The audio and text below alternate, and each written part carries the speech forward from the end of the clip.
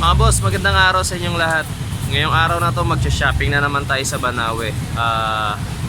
Hinahanda ko kasi ngayon yung Mitsubishi Lancer namin kasi plano namin mag-Baguio this May, pero hindi pa siya ganun ka-kondisyon kasi recently nakarinig kami ng pagkalampag dun sa ilalim ng kotse. So kahapon nagbaklas ako ng suspension, rear suspension lang muna yung kinalas ko.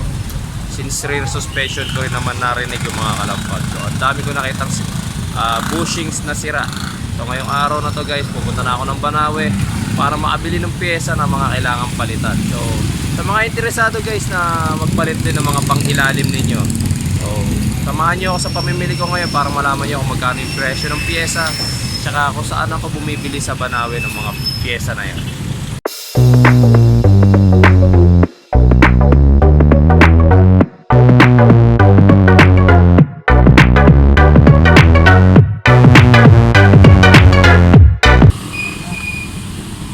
Nandito na tayo ngayon sa Banawe. So, dito sa Banawe napakaraming auto supply. So, makikita nyo, iba-ibang auto supply nandito.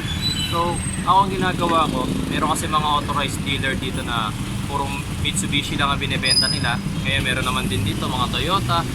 So, para makakuha kayo ng mga original parts na hindi substandard, tsaka yung mga quality parts talaga, may advice ko bumili kayo ng pyesa na exclusive lang yung binibenta nila para sa certain car manufacturer. So ako dito, since Mitsubishi yung kotse namin, tatlo lang ang binibilang ko ng shop dito. Yung isang yun yung Motorix. Tapos itong isang to yung Fault Line. Tapos itong sa tabi ko, yung Best Call. Ayan. So dyan sa tatlong yan guys, pinakamura ako nakakabili ng pyesa dito sa Best Call. So mas madalas akong bumili rito kasi karamihan sa nabibili ko talagang pyesa sa kanila is mura. So dito tayo bibili ngayon ng pangilalim.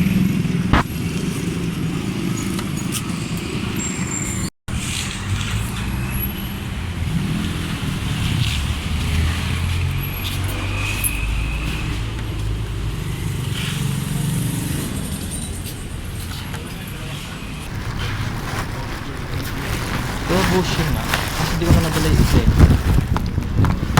May nabibili ba isang buong ganito? Lancer itlog? Oo, buo lang. Wala nang bushing. Buo lang. Buo lang ito? Magkano? 13284. Ha? 450. 450. Bali, dalawa na kaliwat kanan. Tapos dalawa rin ito. Kaliwat kanan din. Yung isa pa, may maliit pa yan eh. 400 yung maliit. Yun pa. Dalawa rin nun. Dalawa. Tsaka, may nabibili bang ganito tornilyo? Ito oh. Okay, 4 na. Buti na lang. Ano pa ba? Shock absorber ng itlog. Yung likod lang. Gas type? Gas type yun. May nabibili bang buong strut na nun? Kasama na yung spray. Surplus na. Pagbago wala yan.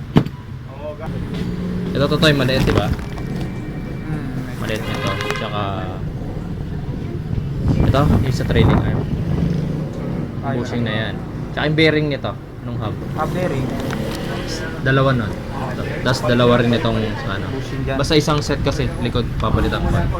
Yung bushing pa ng sa shocks. Hindi na. Sa baba. Hindi, bibili ng buong shock, diba? Hindi, yung kinakabitan ng shocks. Kinakabitan ng Yung shock. mabang ganun. Meron ako nun. Hindi na kailangan. Bushing, meron bumili rito yun. nun Bushing.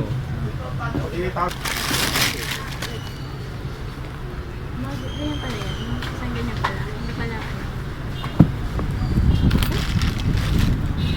Bushing. Pangitlog to, sir, ha?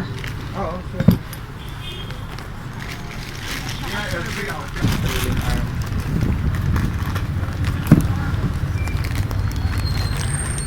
Trailing arm bushing. Saan nakalagay kung alright? Wala. Hindi na wala lang.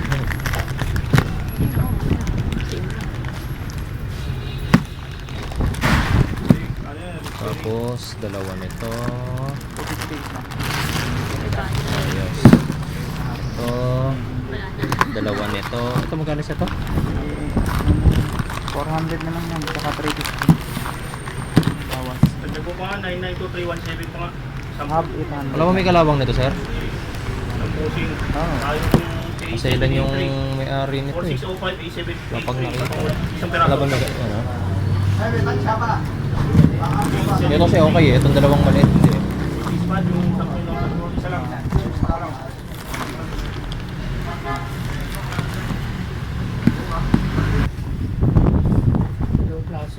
Tutupo lang Wala kang full aluminum, adventure diesel na manual Tutupo lang. Ano sa Ano po kasi ng broken, di Wrangler eh. Meron na nakuha ko kasi sukat sa L300. Malapit na malapit sa L300. Ang sukat kasi 1821. Yung L300 eh 192021. Sumakto lang. Ang problema ko, manual. Yung nakuha ko. Matic pala. Fluid yan, Nagulat ako, matic pala. Pabuksan yung ilalim, gusto lagyan ng tubo. O kaya, bili ng oil cooler. Ayaw nila. Gusto nila, bumuo na. May matutukat na Kaya gano'n. naman matik na A3. Boss, ilang bawas? 1.5 lang. Okay, bawas sir. Baba din. Di pang L3 na lahat ha. 8.2, boss. Matic po. Lahat. Walang matik L3. Wala lang mas matik. Kaya, Boss, alam mo yung kompletong sa harap naman? Mga bushing lang. Pati Full joint, pati tyrant, tyrant. Pati tawag dito, stabilizer bushing. Lalo. May patanay. Ha? Meron pa. Pati bearing din doon. Coil and tube. Bushing. Bushing na. Out sa black. Hindi, may suspension bushing na kami nabili rin. Big spot na ngayon. Stabilizer. Yung lower arm yun, di ba? Sa lower arm. Yung sa stabilizer kailangan ko pa. Stabilizer bushing. Yung bilog yan, di ba? Yung stabilizer bushing. Kasi meron yung nakaganon. Naka-clamp. Oh, meron yun. Saka yung nakabilog. Tsaka yung bilog. Oo. Stabling. Ako sir ng ano, tawag dito. Thermostat ng galan. Ano makina niya? 4G63. Yun dok.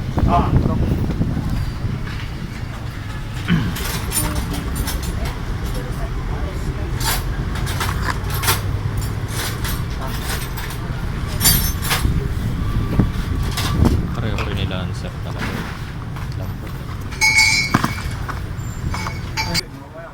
Mamaya makakabay na tayo mamaya. Shocks, dalawa. Thermostat. Okay. So ito. Pero mo. Karton natin, plastic lang.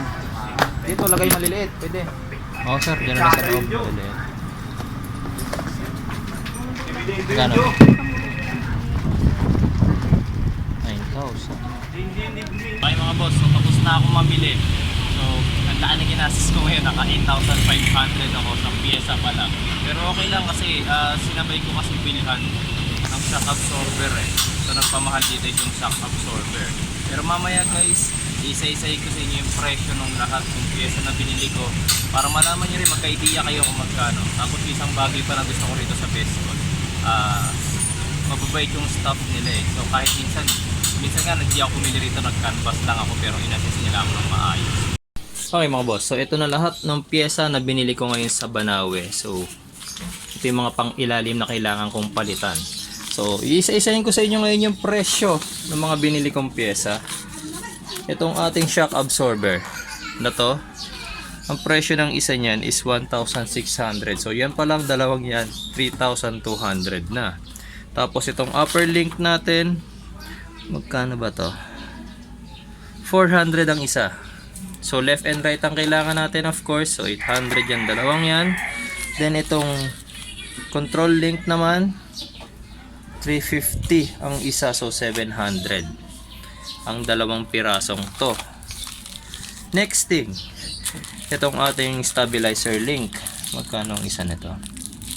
200 pesos ang isa. Ayan, 200 pesos, so 400 silang dalawa. Tapos itong hub na to, wala kasi nabibiling bearing lang. So ang presyo ng isang hub na to is 800 pesos. Tapos unang presyo niya sa akin dito 850 nga eh. Kaso since marami akong binili, binawasan niya isa-isa yung pyesa. So 800 ang kuha ko sa isa, dalawa rin ang binili ko.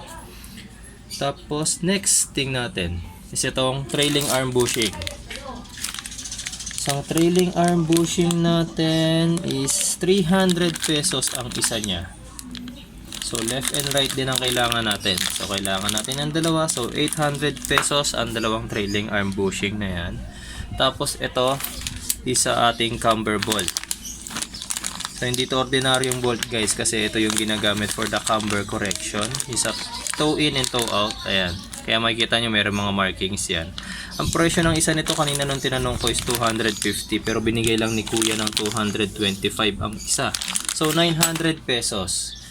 Tapos yung mga suspension bushing na yon, nabili ko yan last time pa na pumunta ako ng Banawe. So hindi ko na mahanap yung resibo niyan eh.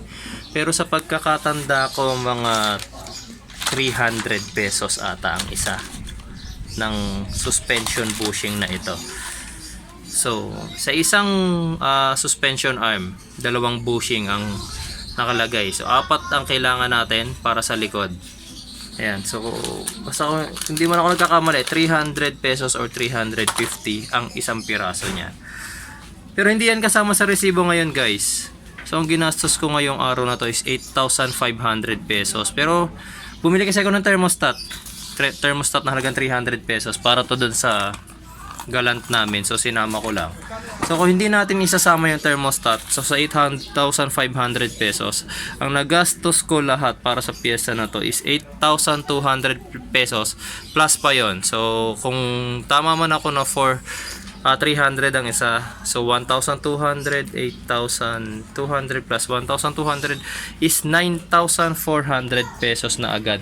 Piyesa pa lang yan guys. So pagdating sa labor, siguro pag pinagawa nyo yan sa iba, ranging from 1,500 pesos to 2,000 pesos ang pagpapapalit ng lahat ng iyan.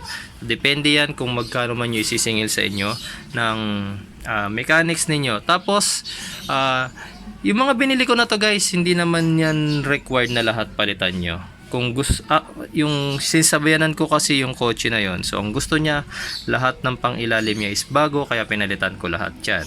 So yung kanyang upper link nga, buo pa yung mga bushing, pero pinalitan ko na rin. So kapag kayo nag-inspect kayo ng pangilalim ng kotse ninyo, ng under chassis ninyo, pwede nyo nang hindi palitan kung ano man yung gusto nyo hindi palitan. Tulad nitong camber bolt na to. Yan. So ginusto ko lang din na palitan yan. So kung 250 man ang isa nyan, 1,000 pesos din kung hindi na kayo bibili nyan. Tapos yung sa bearing nyo sa hub, kung ayaw nyo palitan, wala rin namang problema.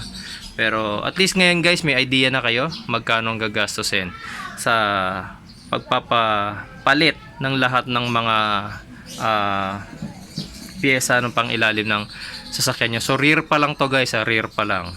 Okay, so I hope guys ngayong araw na to nakatulong ako sa inyo sa pagka-canvas kung magkano man yung gagastusin nyo in case na gusto nyo nang ipaayos yung pangilalim ng inyong sasakyan. Maraming salamat sa inyo guys, and kita-kita po tayo sa susunod ko pong video.